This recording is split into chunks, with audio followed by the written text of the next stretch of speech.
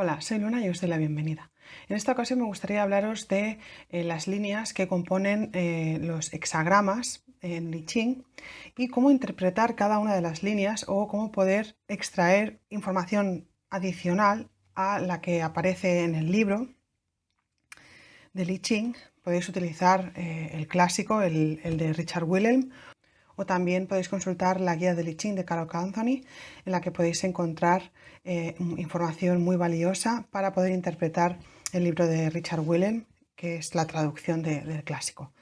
En todo caso, esta información que os voy a ofrecer es información que no aparece en el libro, pero que nos puede ayudar un poco a extraer, como os decía, un poquito más de información para poder interpretar el hexagrama de una forma más personal, individual o incluso profundizar un poco más que el propio texto del libro.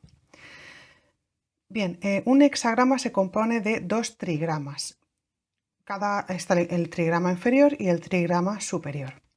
Como sabéis, la consulta se puede realizar con 3 monedas, se tiran 3 monedas al azar, se suma el resultado de la cara y la cruz, la cara y la cruz que hayan salido y se apuntan las líneas desde abajo hacia arriba.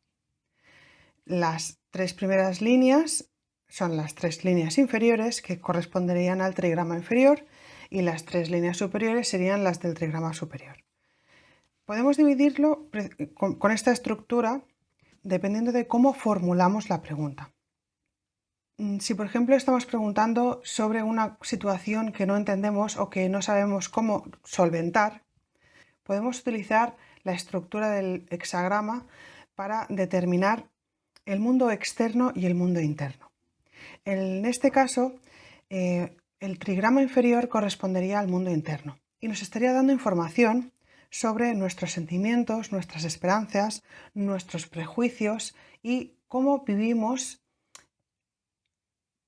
estas circunstancias, cómo entendemos el mundo en el interior, cómo lo vivimos en el interior, que no tiene por qué corresponderse con la realidad.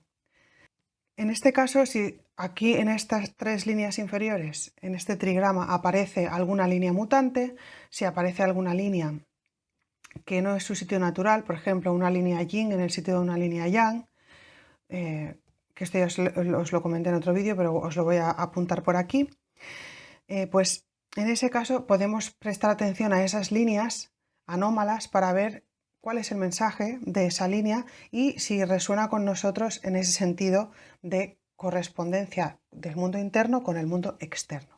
Es decir, si tenemos bien calibrada nuestra brújula interior y estamos entendiendo bien lo que está pasando en el exterior y si estamos percibiendo correctamente el mundo externo en el interior. El mundo externo estaría representado por el trigrama superior.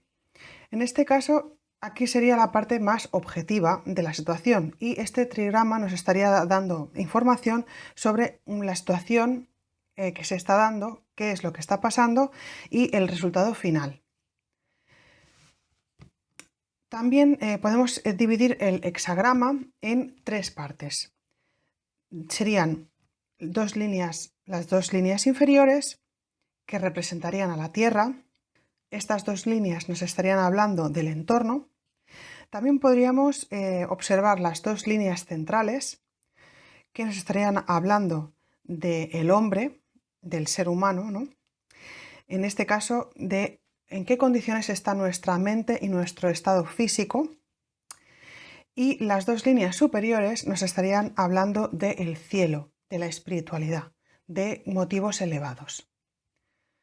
También las líneas mutantes pueden marcar la dinámica de la situación. Es decir, si hay alguna línea mutante, nos va a indicar que si se puede o no se puede modificar la cuestión o si tenemos la capacidad de modificarla o no.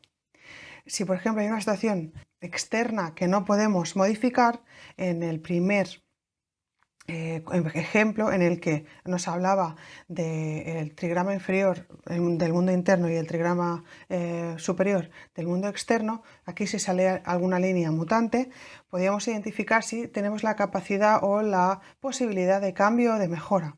Si, por ejemplo, el hexagrama que nos aparece es un hexagrama desfavorable o que nos habla de cuestiones difíciles y hay una línea mutante, al transformar ese hexagrama nos estaría dando la pista de dónde podemos actuar, dónde podemos poner la atención para mejorar.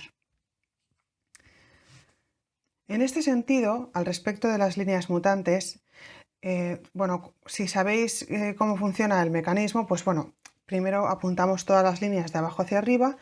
Si hay alguna línea mutante, que sería representada por un 6 o por un 9, esa línea la podríamos transformar en su contrario y como resultado obtendríamos un segundo hexagrama. Depende de la tradición, hay personas que solamente se fijan en el primer hexagrama y no modifican nada y luego solamente consultan las líneas mutantes del segundo hexagrama. Hay otras personas que prefieren leer el primero y el segundo hexagrama completos. Hay otras versiones en las que nos habla de las líneas mutantes del primero y del cuerpo general del texto del segundo hexagrama. Bueno, hay varias variantes. Pero bajo mi experiencia o mi punto de vista, creo que es muy importante tener en cuenta las líneas mutantes tanto del primer hexagrama como del segundo. Y aquí os podría aconsejar que podemos observar el hexagrama 1 y el primer hexagrama y el segundo desde el punto de vista de la dinámica de las situaciones y de los cambios, porque realmente el libro del I Ching es el libro de las mutaciones, el libro de los cambios, y habla de la posibilidad que tenemos o no de modificar, de cambiar o mejorar las cosas.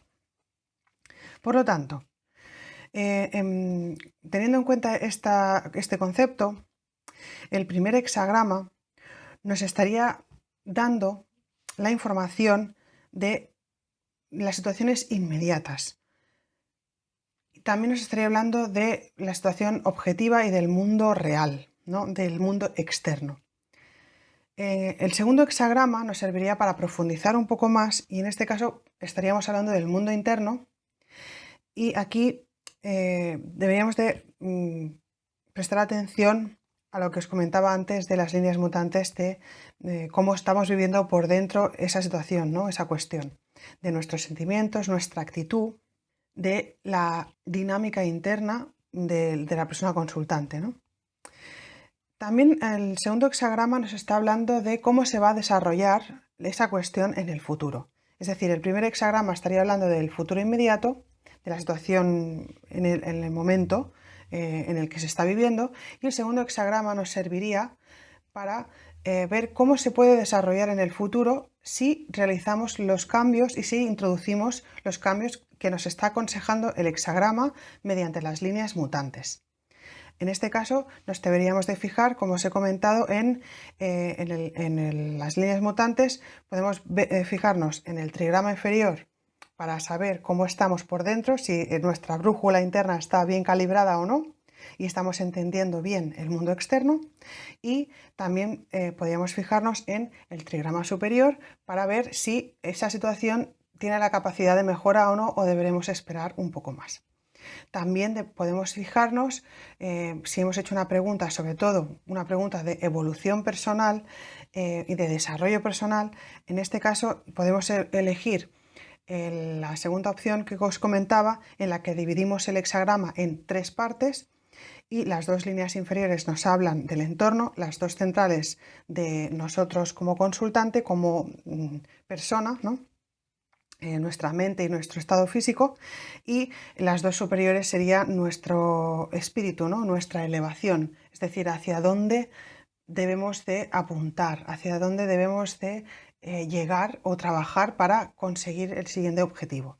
Hay que tener en cuenta que, bueno, estas recomendaciones son recomendaciones generales, son pequeñas observaciones que se pueden poner a la práctica, sirven para reflexionar sobre el hexagrama, sobre el contenido del texto, también pueden servir para darle un poquito más de estructura a la lectura, a la interpretación, para ponerle un poco de contexto, pero realmente el I Ching funciona no solamente para reflexionar y para crecer como individuo, sino también para poder gestionar todos esos problemas que tenemos en nuestra vida diaria, cuestiones mundanas, cuestiones del día a día, en las que el I Ching nos va a ofrecer consejos muy valiosos sobre cómo gestionar el mundo interno para poder gestionar mejor el mundo externo, en la medida de que el mundo externo se pueda modificar o no.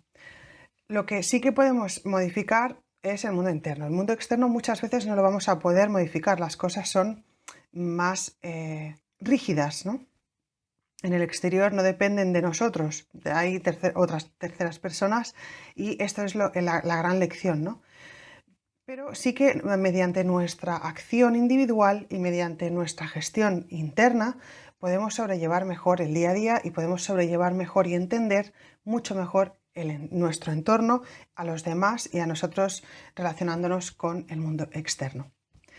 Espero que os haya resultado útil e interesante. Si os ha gustado, darle like, suscribiros y nos vemos en el siguiente vídeo. Un saludo.